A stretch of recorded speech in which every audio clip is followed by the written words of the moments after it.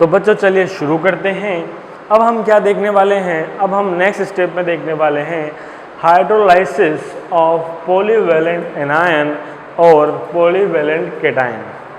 अब हम नेक्स्ट, हमने कहा था हम hydrolysis different type of salt के करेंगे। यहाँ पर बच्चों हमने एनायनिक हाइड्रोलाइसिस पढ़ लिया, केटायनिक हाइड्रोलाइसिस पढ़ लिया, एनायनिक और केटायनिक दोनों हाइड्रोलाइसिस पढ़ लिया। अब हम निकालने वाले हैं पॉलीवैलेंट आयन। पॉलीबेसिक एसिड सुना था, पॉली एसिडिक बेस सुना था, जो एक से ज़्यादा H+ और OH- देने की टेंडेंसी रखते हैं।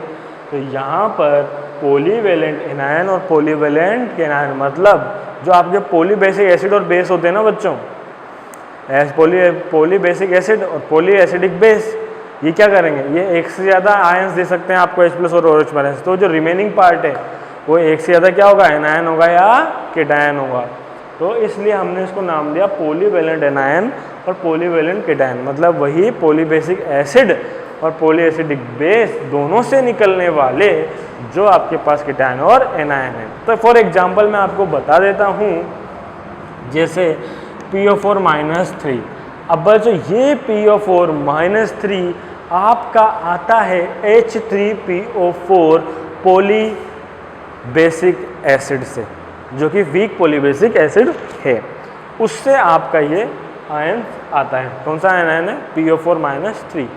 अब केटायन की अगर हम बात कर लें तो केटायन की जो बात है वो है, केटायन में आप मान लो Al+3 मान लो, Fe+2 मान लो, Mg+2 मान लो, ये सब केटायन है।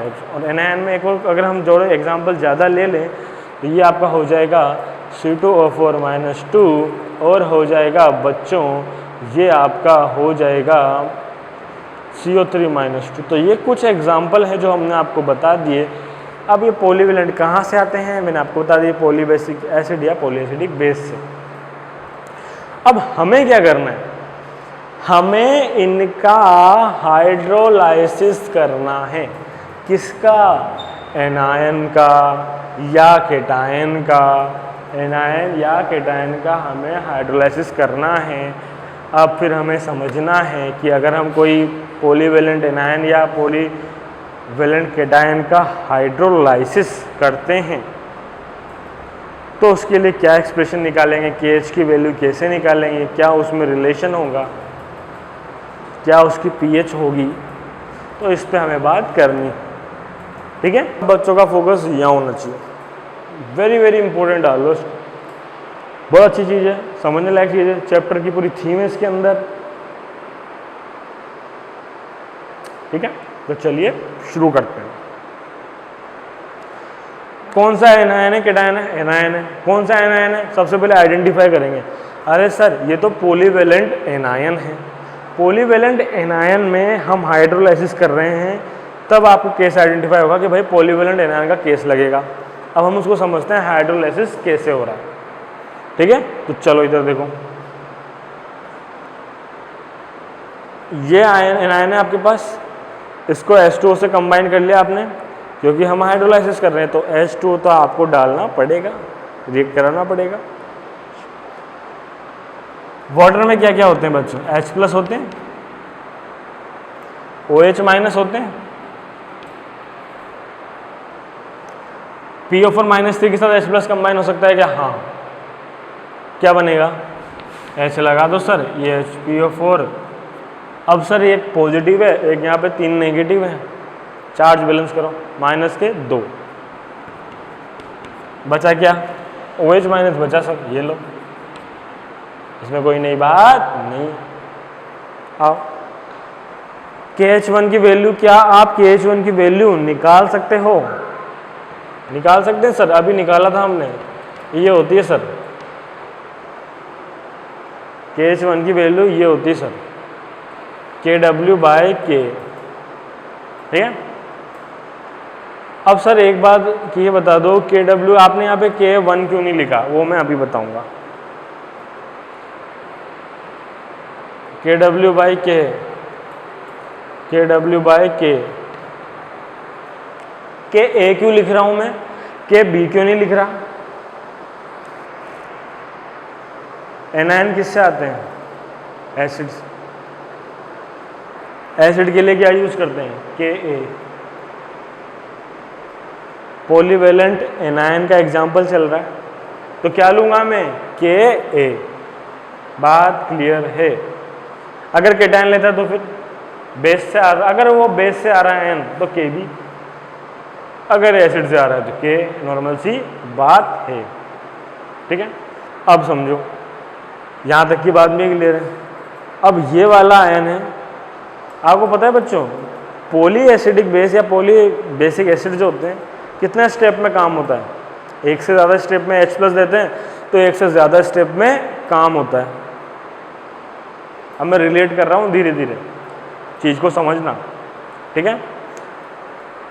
ठीक है सर, तो जब एक एक स्टेप में H+ और OH- देते हैं तो हाइड्रोलाइसिस भी एक एक स्टेप में हम दिखा रहे हैं। अच्छा सर, आप हाइड्रोलाइसिस भी एक एक स्टेप में दिखा रहे हो, बिल्कुल सही बात है। 3 स्टेप में काम हो रहा है, 3 H+ वो देता है। अच्छा सर, तो HPO4 - 2 + H2। अच्छा सर, H+ कंबाइन करो उसके साथ, एक H पहले है, कितने H हो जाएंगे? 2। बचा क्या सर? चार्ज बैलेंस करें, H+ जुड़ा है ना सर, H+ और -2, तो सर -2 और +1 बैलेंस करो, -1 बचा। रिमेनिंग पार्ट क्या बचा? OH-। रिमेनिंग पार्ट क्या बचा? OH-। तो कोई नई बात नहीं है। अच्छा सर, KH2 का मान आपने सर यहाँ KWK लिख रखा है, अभी मैंने मेंशन नहीं किया कि Ka1 है, Ka2 या K3, क्योंकि बच्चों वही कॉन्सेप्ट है। आओ दोबारा, H2PO4- लिख दिया, इसका भी हाइड्रोलाइसिस करो, जोड़ दो H, कितने H हैं? 2 तो पहले ही हैं, एक और जोड़ दिया, 3 हो गए। बचा पार्ट क्या? OH-। क्या यहाँ पर आपको एसिड दिखाई दिया? हाँ सर दिया। कौन सा एसिड है? Poly acid, poly basic acid है। वी के स्ट्रॉन्ग है, वी के सर, वी के केस में क्या के लेते हैं क्या? हाँ सर के लेते हैं वी के केस में, वीक एसिड के केस में ले लिया क्या के? हाँ सर के काम में ले लिया। पॉली बेसिक क्या है? हाँ पॉली बेसिक एसिड है सर, तभी 3 स्टेप में काम हुआ है क्या? हाँ सर तभी 3 स्टेप में काम हुआ है। अच्छा सर, यहाँ तक की तो बात क्लियर है सर, पर सर अब K1, K2 और K3 के भी बारे में भी कुछ बता दो, तो आओ वो भी बताते हैं। अब यहाँ फोकस करो, पूरा इस पे फोकस कर दो आप, क्या इस पे पूरे पे कर दो, ये भी आ जाए थोड़ा, ये मतलब पूरा ये भी आ जाए, इधर का आ रहा है। अब K1, K2 और K3 में बच्चों रिलेशन बताओ आप।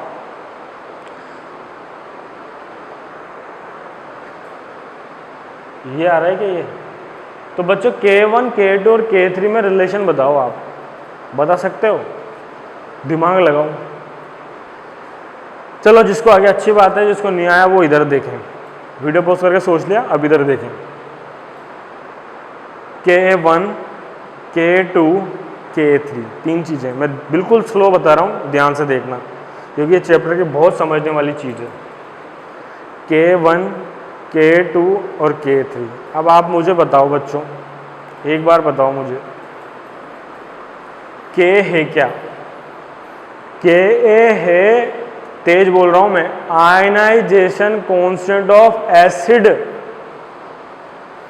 जब एसिड का आयनाइजेशन होता है तब आपका K हम यूज में लेते हैं।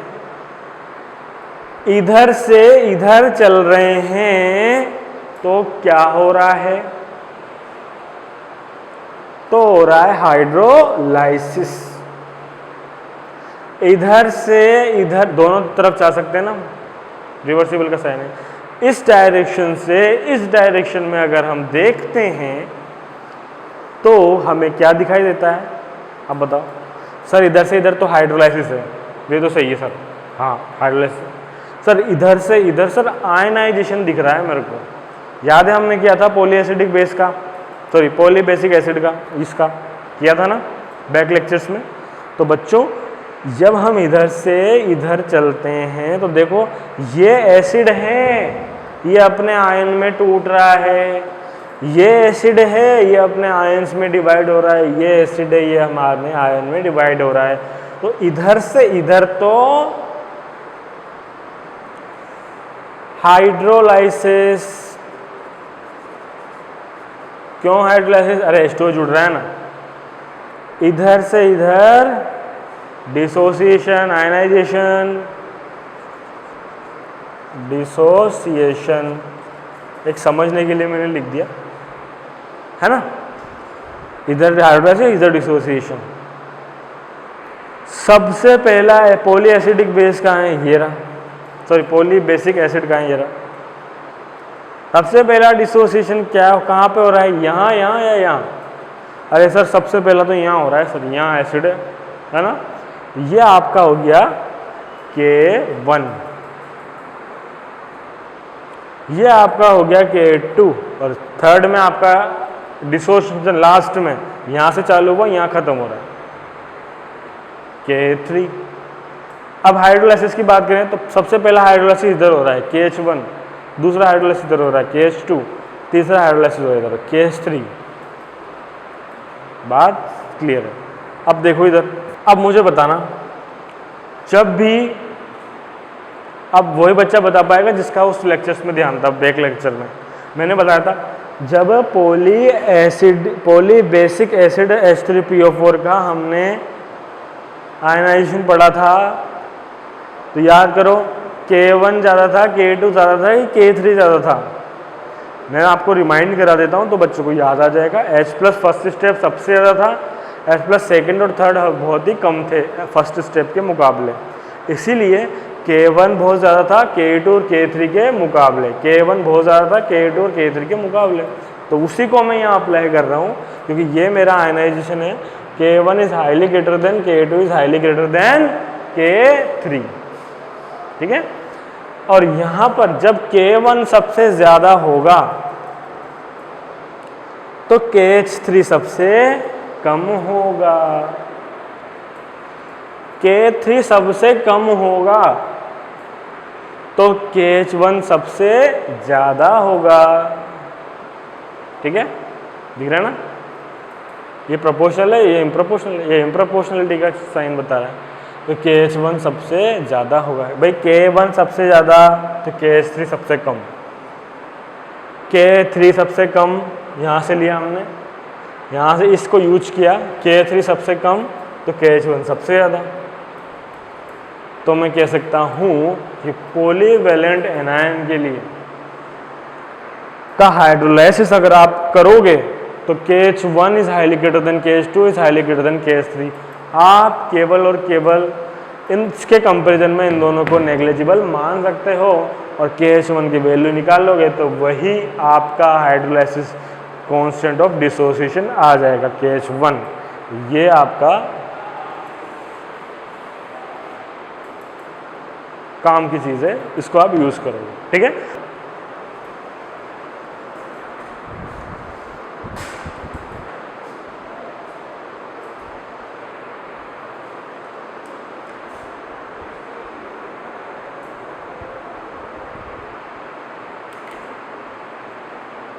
तो चलिए बच्चों शुरू करते हैं। तो बच्चों अब आगे हमें देखना है डिग्री ऑफ डिसोसिएशन।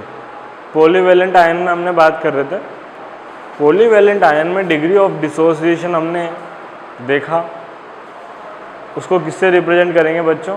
क्योंकि यहाँ पे हमने पॉलीवैलेंट आयन का हाइड्रोलाइसिस कर रहा है,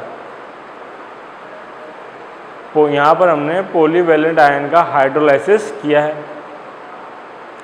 इसीलिए यहाँ पर डिग्री ऑफ डिसोसिएशन में हम H का यूज़ करते हैं, ठीक है। अब देखो PO4 माइनस का PO4 माइनस 3 प्लस H2O आता है करना, H प्लस और OH माइनस होते हैं H2O के अंदर। क्या लिखूँगा? यहाँ मैं लिख दूँगा H प्लस किसके साथ कंबाइन हो जाएगा? PO4 minus 3। अब H प्लस था तो यहाँ -2 हो जाएगा क्योंकि चार्ज बैलेंस हो जाएगा, प्लस बचा हुआ क्या? OH माइनस, ठीक है बच्चों। तो उसके बाद हमने मान लिया इसके मोल 1 H2 एक्सिस में, प्रोडक्ट आपको पता है जब टाइम 0 होता है, रिएक्शन स्टार्ट नहीं होती, प्रोडक्ट 0 होता है आपके पास। 1 माइनस एच, एक्सिस में लेंगे ही नहीं, 1 मान लेते हैं उसको, और यहाँ पे H कम हुआ तो ये H बढ़ जाएगा। रिएक्टेंट में से जितनी परसेंटेज कम होती है प्रोडक्ट में उतनी ही बनती है। अब आपको पता है 1 माइनस एच बाई वी करेंगे, 1 बाई वी आपका क्या हो जाएगा C। तो मैं डायरेक्टली लिख रहा हूँ बच्चों क्योंकि हमने बहुत प्रैक्टिस कर ली इसकी। तो मैं लिख दूंगा C1 माइनस एच, CH और CH, यहाँ तक भी कोई नई बात नहीं है। KH1, अब बच्चों देखो मैंने KH1 लिखा है, मैंने बच्चों KH1 क्यों लिखा है, क्योंकि ये hydrolysis dissociation constant of hydrolysis तो है ही सही, पर फर्स्ट स्टेप हाइपोवेलेंट में 3 स्टेप में हो रहा था हमारे H3PO4 के केस में, या बोलूँ PO4-3 के केस में। हाइपोवेलेंट के अंदर फर्स्ट स्टेप में जो ये हमारे पास हाइड्रोलाइसिस हुआ था, तो उसके वजह से हमने वही वाली ली है स्टेप, इसलिए मैंने KH1 लगाया है। अब आप लोगों को पता है मैंने KH1 ही क्यों लिया है, क्योंकि जस्ट ये पढ़ के आ रहे हैं KH1 he is highly greater than KH2 is highly greater then KH3। तो KH1 को ही आप कंसीडर करोगे, KH2 और KH3 को कंसीडर नहीं करोगे। इसीलिए मैं लिख सकता हूँ इस स्टेप के लिए क्या लिखूँगा, प्रोडक्ट की कंसंट्रेशन अपॉन रिएक्टेंट की कंसंट्रेशन।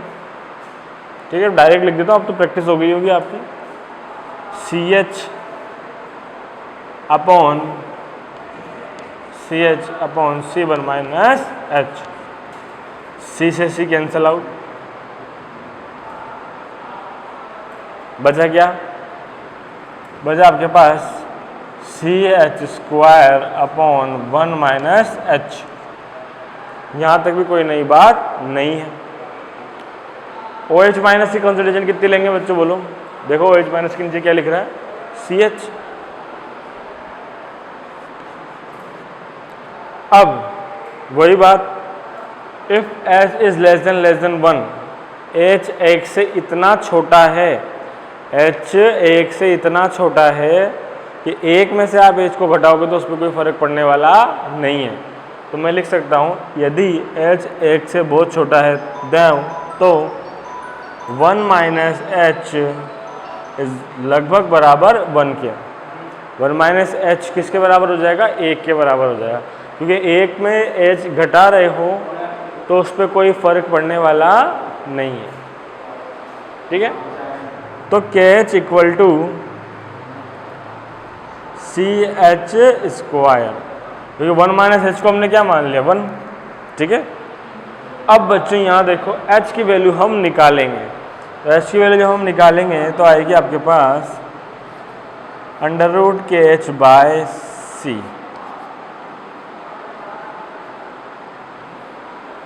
√KH by C। अब KH भी कौन सा है बच्चों, ये 1 वाला चल रहा है, √KH1 बाय C। 1 क्यों चल रहा है मैंने आपको बता दिया, KH1 is highly greater than KH2 and KH3। OH minus equal to क्या हो जाता है CH, वैल्यू पुट कर देंगे H की, आंसर आ जाएगा हमारा OH माइनस की कंसंट्रेशन का। OH minus equal to CH की वैल्यू यहाँ से डालो √KH1 बाय C। C से √C कितनी बार कट जाएगा, √C बार। ये आ गया आपका √KH dot C। Okay, √KH dot C। यहाँ तक भी कोई दिक्कत वाली बात नहीं है, वही काम है जो अब तक हम हर केस में करते हुए आए हैं। फिर H+ की बात करनी है, हमें pH निकालनी है। pH निकालने के लिए आपको क्या चाहिए, आपको चाहिए H+। H+ कैसे निकालोगे, क्या OH माइनस और H+ में कोई रिलेशन होता है, हाँ होता है। क्या रिलेशन होता है बताओ, रिलेशन होता है आपका KW बाय OH माइनस। ठीक है, H प्लस निकालना है आपको, तो KW by OH minus, KW equal to क्या होता है बच्चों, H प्लस की concentration multiply by OH minus की कॉन्सेंट्रेशन। बात क्लियर है। अब H प्लस आपने इस फॉर्मूला लिखा, OH माइनस की कॉन्सेंट्रेशन आपके पास है, इसमें भी ये वैल्यू पुट कर देंगे। चलो करते हैं। तो ये आएगा आपका H plus equal to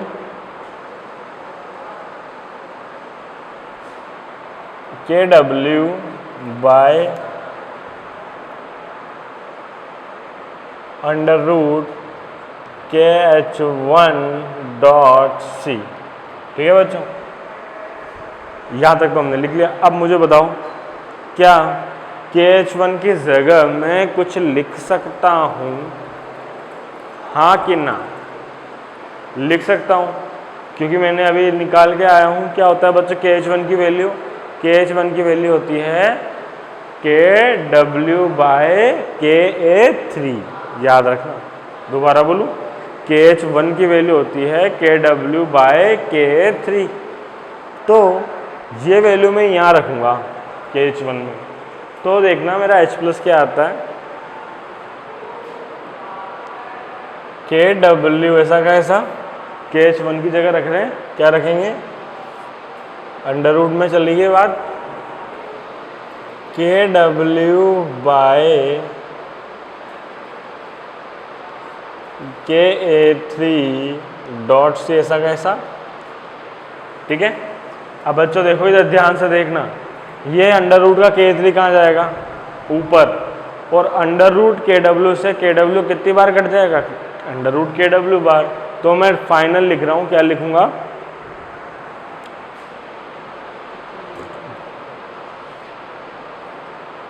under root KW, क्योंकि KW से रूट KW बार कट गया तो रूट KW रख दिया, और ऊपर नीचे का जो रूट KA3 ऊपर जाएगा, डॉट KA3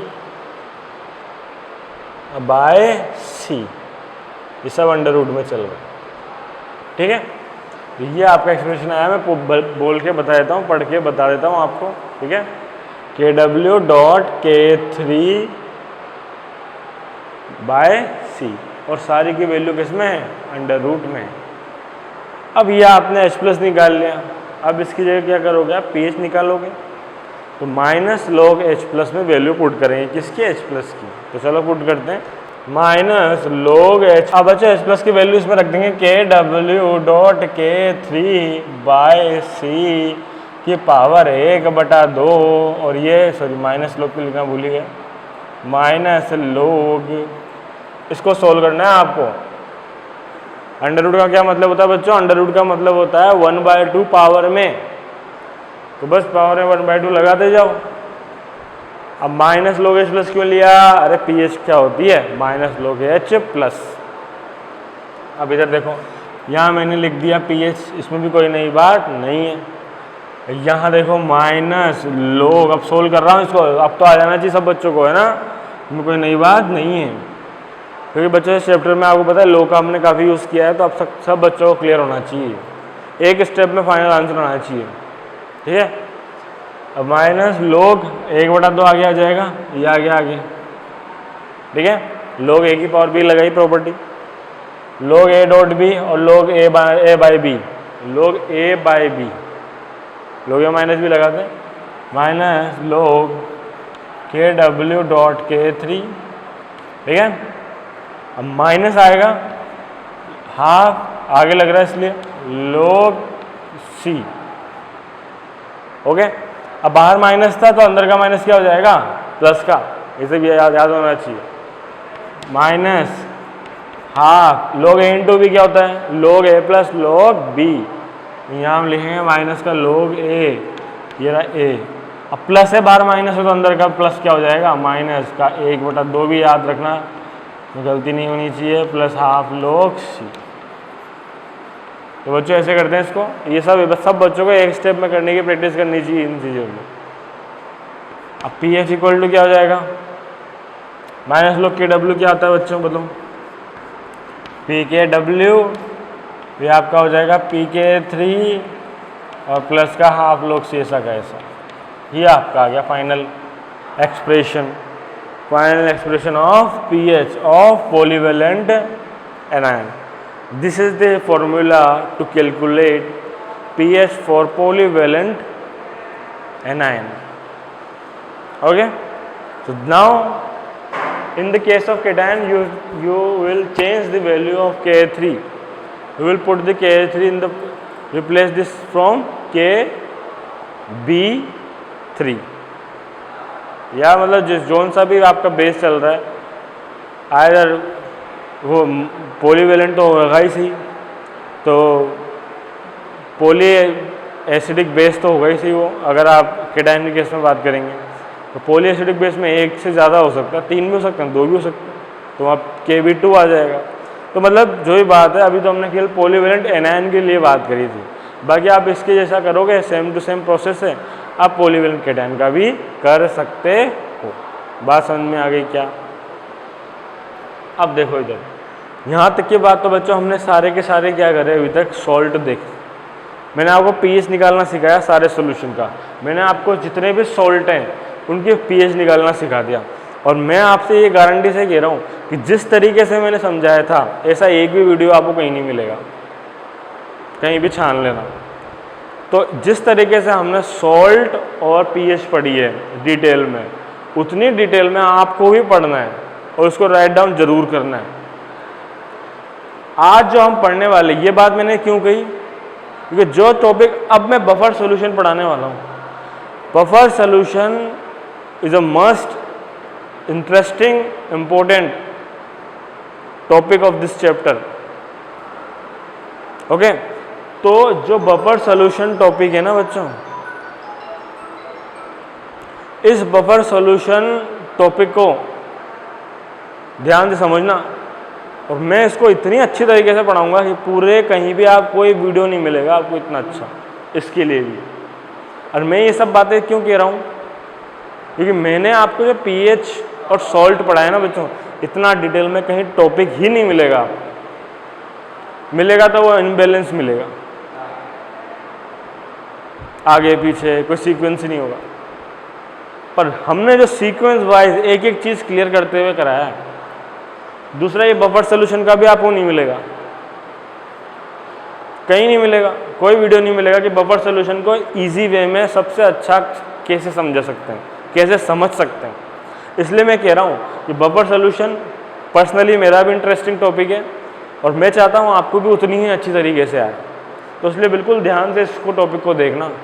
ओके, तो पहले आप टॉपिक डालो, बफर सॉल्यूशन राइट डाउन कर लो, फिर मैं एक एक बात जो इसकी बोलूँगा ना बिल्कुल ध्यान से समझना इसकी, क्योंकि मैं भी यही चाहता हूँ कि जितना अच्छी तरह से मुझे बफर सॉल्यूशन आता है उतना ही आपको भी आए। क्या इसकी डेली नीड्स है, कैसे हम इसको समझ सकते हैं, डेली लाइफ के एग्जांपल से लेके चलेंगे। राइट डाउन करो बफर सॉल्यूशन। बफर सॉल्यूशन मैं पढ़ के बता रहा हूँ। बफर सॉल्यूशन एक तरह का सॉल्यूशन है, ये तो पता लग ही गया होगा आपको, है ना। Buffer solution is an aqueous solution. दूसरी बात भी उसने कह दी एक्वस सॉल्यूशन है, ठीक है। अच्छा, आ गया मेन डेफिनेशन, आ गया बिल्कुल ध्यान से, धीरे धीरे, है ना। Consisting mixture of weak acid and consisting मतलब बफर सॉल्यूशन आपका रखता है, क्या रखता है, mixture of weak acid and it's conjugate base. जो आपका वीक एसिड है और उसका कॉन्जुगेट बेस, आप समझ रहे हो बात। यहाँ पे सबको पता है कॉन्जुगेट बेस क्या होता है और वीक एसिड क्या होता है, इसमें कोई नई बात नहीं है, फिर भी मैं बोल के बताऊंगा अभी। पहले जान लो, एक तरफ आपका होना चाहिए वीक एसिड, हो गया, दूसरी तरफ होना चाहिए उसका कॉन्जुगेट बेस, हो गया। दोनों को मिला दो, यही आपका क्या है, बफर सॉल्यूशन है। इतनी छोटी सी बात है, कोई सा भी वीडियो उठा के देख लो, घुमाओ फिराओ वाली बात मिलेगी, बच्चे को परेशान करने वाली बात मिलेगी। सिंपल क्लियर कट नोट्स हैं, सिंपल क्लियर कट डेफिनेशन है, इससे अच्छी ना तो डेफिनेशन आपको कहीं मिलने वाली है। तो mixture of weak acid and it's conjugate base, एक तरफ आपके पास वीक एसिड होना चाहिए और उसका कॉन्जुगेट बेस होना चाहिए, दोनों को मिक्सचर कर दो, मिला दो, वही आपका क्या है, बफर सोल्यूशन बन गया। अब आप वीक एसिड जानते हो, वीक एसिड में से जब H+ रिमूव हो जाता है क्या बनता है, कॉन्जुगेट बेस बनता है, उन दोनों को मिला दो तो आपका बफर सोल्यूशन बनता है। कितनी छोटी सी बात है, अब ये तो सबको आ जानी चाहिए। तो यहाँ पे दो चीज़ें इंपॉर्टेंट हैं, पहली बात तो मिक्सचर है किसका, वीक एसिड का और उसके कॉन्जुगेट बेस का। अब उसके आगे एक टर्म और लिख रही है, क्या लिख रही है, पढ़ो, वाइस वर्सा। वाइस वर्सा का मतलब होता है, इसका उल्टा भी हो सकता है, प्रतिलोम विलोम।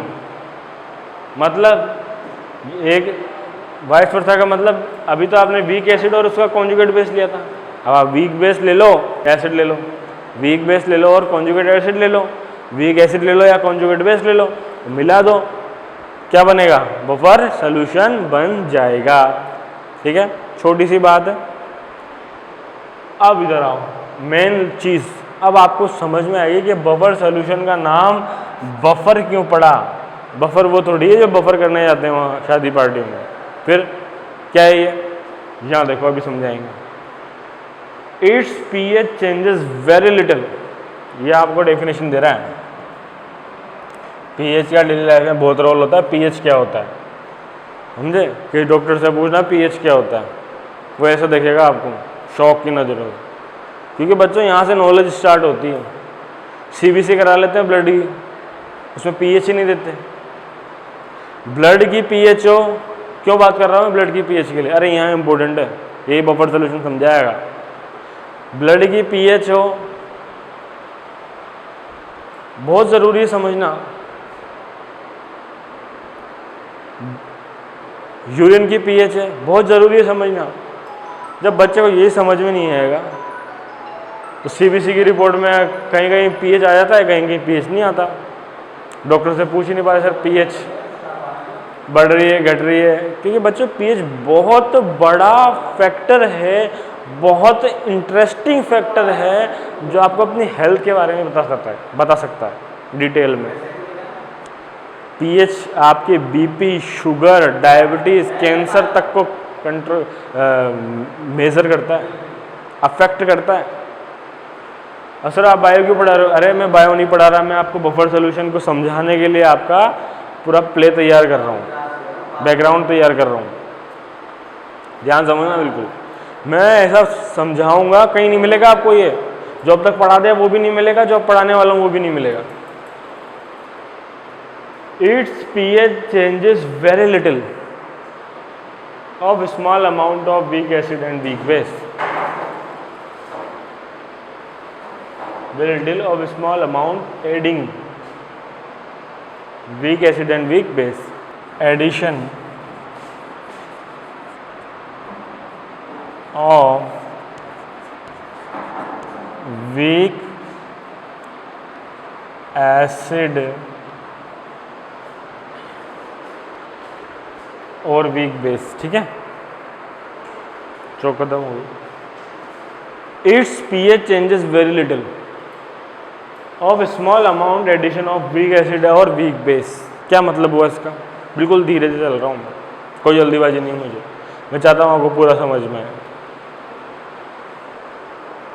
अब मैं समझा रहा हूँ, पहले तो आप बताओ pH जानते हो ना, बहुत पढ़ा है मैंने इस चैप्टर में, pH स्केल भी पढ़ाया है।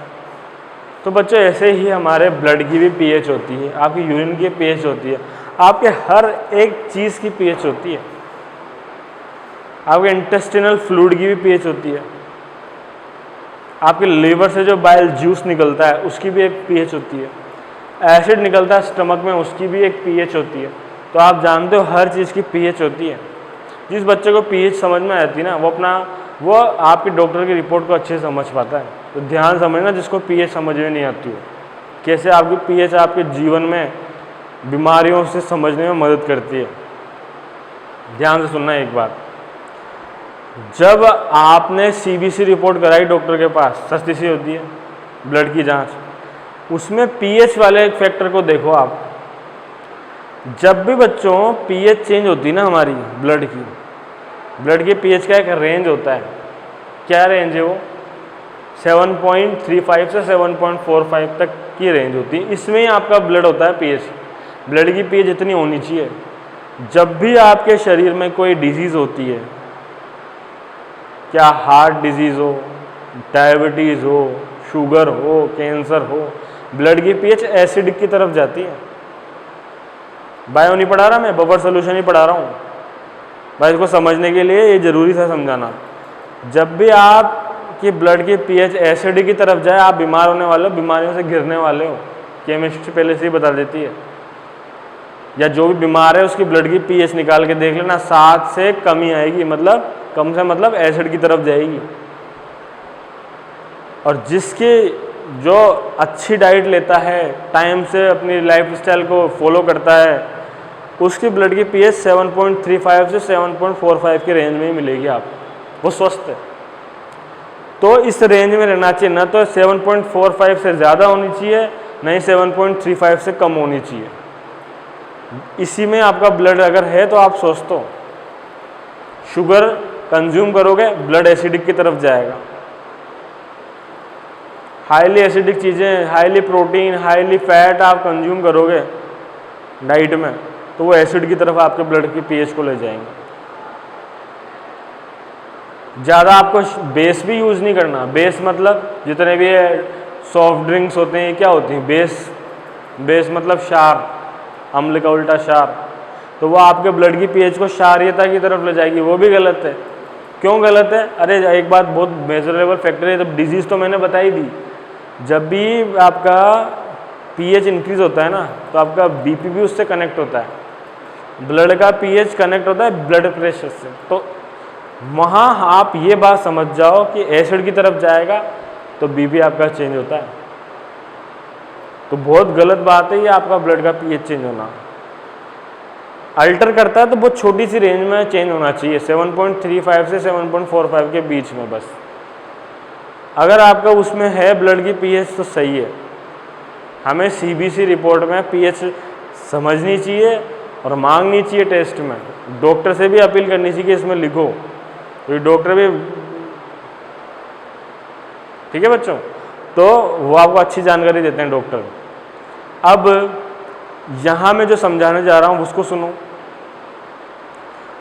जब तक आपका ब्लड 7.35 से 7.45 के बीच की रेंज में है तो आप स्वस्थ हो, ये बात समझ में आ गई। अब जैसे ही आपने इधर सुनो, जब इसे आपने एसिडिक चीज़ खाई, एसिडिक चीज़ कंज्यूम करी, एसिड वाली,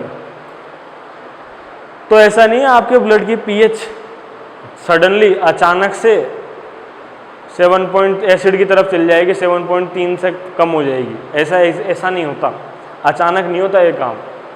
और ऐसा नहीं आपने क्षार कंज्यूम किया, कोल्ड ड्रिंक कंज्यूम कर ली तो आपके ब्लड की पीएच 7.45 से आगे चल जाएगी, ज़्यादा हो जाएगी, ऐसा भी नहीं है।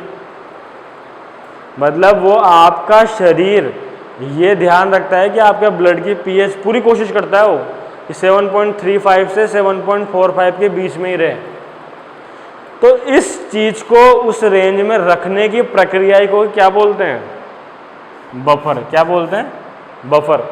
बफर का मतलब काम अभी प्रोसेसिंग में है, उसी रेंज में रखने की कोशिश हो रही है। समझ में आई चीज़? अब इसको रिलेट करते हैं बफर सोल्यूशन से। पीएच चेंज वेरी लिटिल, वही बात बोल रहे हैं, pH change very little either adding small amount of weak acid और वीक बेस। मतलब आपका जो सॉल्यूशन है ना, बफर सॉल्यूशन बना लिया आपने, उसमें एसिड डालो कम मात्रा में या उसमें बेस डालो कम मात्रा में, उसकी पीएच चेंज नहीं होने वाली। बात समझ में आ गई क्या? इस प्रोसेस को बोलते हैं बफरिंग और इस सॉल्यूशन को बोलते हैं बफर सॉल्यूशन। बात क्लियर है? छोटी सी बात है, ठीक है, दोबारा समझा रहा हूँ। बफर सॉल्यूशन बना लिया, कैसे बनेगा बफर सॉल्यूशन? आ रही है यहाँ पहली लाइन में लिख रहा है, mixture of weak acid and it's conjugate base and vice versa. Solution बना लिया। अगर वो बफर सोल्यूशन है तो उसमें कोई small amount of weak acid और वीक बेस डालोगे तो उसकी पीएच चेंज नहीं होगी, साधारण एसिड की हो जाएगी, उसकी नहीं होगी, क्योंकि वो क्या कर रहा है, वो अंदर ही अंदर बफरिंग कर रहा है। और यही कॉन्सेप्ट हमारे शरीर के ब्लड की पीएच पे में भी होता है, उसको बफरिंग कहते हैं। तो ये जानना आपके लिए बहुत ज़रूरी था। बफर सॉल्यूशन दो तरह का होता है, एसिडिक और basic buffer solution. A mixture of weak acid and it's conjugate base. मैंने कहा था ऐसा कोई नहीं समझाएगा आपको, कहीं भी उठा के देख लेना। A mixture of weak acid and it's conjugate base, बताइए आपको एसिडिक बफर में क्या होगा, वीक एसिड होगा, उसका कॉन्जुगेट बेस होगा। बेसिक बफर में क्या होगा, उल्टा कर लो, वाइस वर्सा कर लो, क्या होगा बेसिक बफर में, बताओ जल्दी से। बेसिक बफर में होगा वीक तो बेस होगा और उसका कॉन्जुगेट एसिड होगा। इतना आसान, उनका मिक्सचर सॉल्यूशन है। फॉर एग्जाम्पल भी देख लेते हैं, आओ इधर, यहाँ फोकस करो।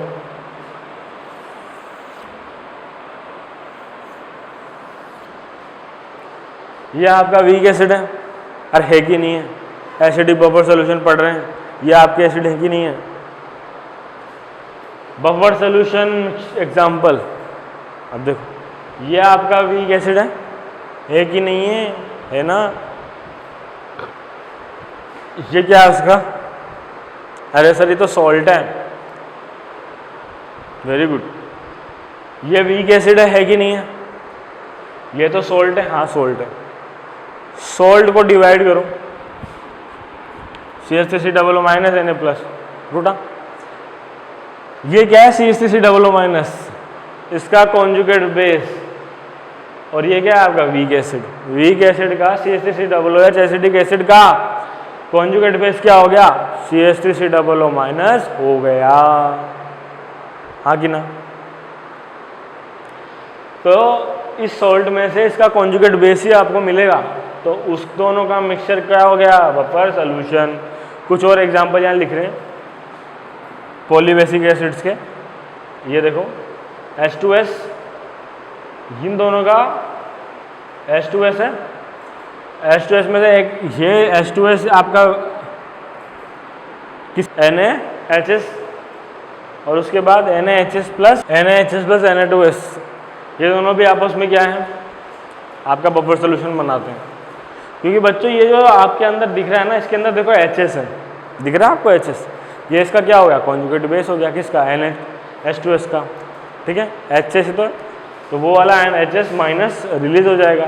तो यहाँ पर भी आप देख सकते हैं, ये इसमें से एक H+ रिमूव होगा तो क्या बचेगा आपको, HS माइनस, जब ये टूटेगा Na+ और HS माइनस में, तो ये और ये मिक्स होकर क्या बनेंगे, वीक एसिड, उसका कॉन्जुगेट बेस, बफर सॉल्यूशन, ठीक है। तो हम सॉल्ट लेके चलते हैं उसका, ताकि सॉल्यूशन में उसका हमें कॉन्जुगेट बेस मिल जाए। इसी तरह H2CO3 है, H2C2O4 है, H3PO4 है। यह इसके बच्चों आपके पास एग्जाम्पल्स हैं, किस चीज़ के एग्जाम्पल्स हैं ये बच्चों, ये आपके इनके बफर सॉल्यूशंस हैं वीक एसिड के। एक बार राइट डाउन कर लो इनको।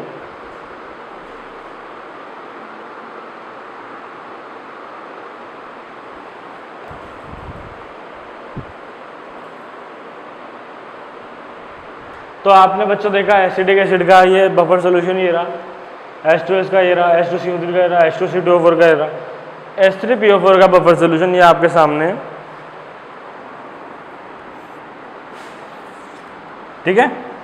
तो ये इसका बफर सॉल्यूशन है। देखो जितना पॉलीबेसिक एसिड होगा, आप इस बात को समझो, ये जितना पॉलीबेसिक एसिड है, ये देखो 3 स्टेप में होगा, क्योंकि यहाँ H3 है, 3 H+ रिलीज करता है, ट्राइबेसिक है नहीं एसिड। तो इसके लिए भी हमने 3 स्टेप में आपको दिखा रखा है बफर सॉल्यूशन के केस। ये सारे बफर सॉल्यूशन है, ये दोनों भी है, ये दोनों भी है, ये दोनों भी है। अब H2SO देखो आपका डाइबेसिक एसिड है, तो इसका 2 स्टेप में आपको दिख रहा है बफर सॉल्यूशन। ये भी डाइबेसिक है, 2 H+ रिलीज करता है, तो इसका भी 2 स्टेप में हमने क्या लिखा है, बफर सॉल्यूशन, ठीक है बच्चों। तो इसको नोट डाउन कर लीजिए आप, ये आपके बफर सॉल्यूशन के एग्जाम्पल्स हैं।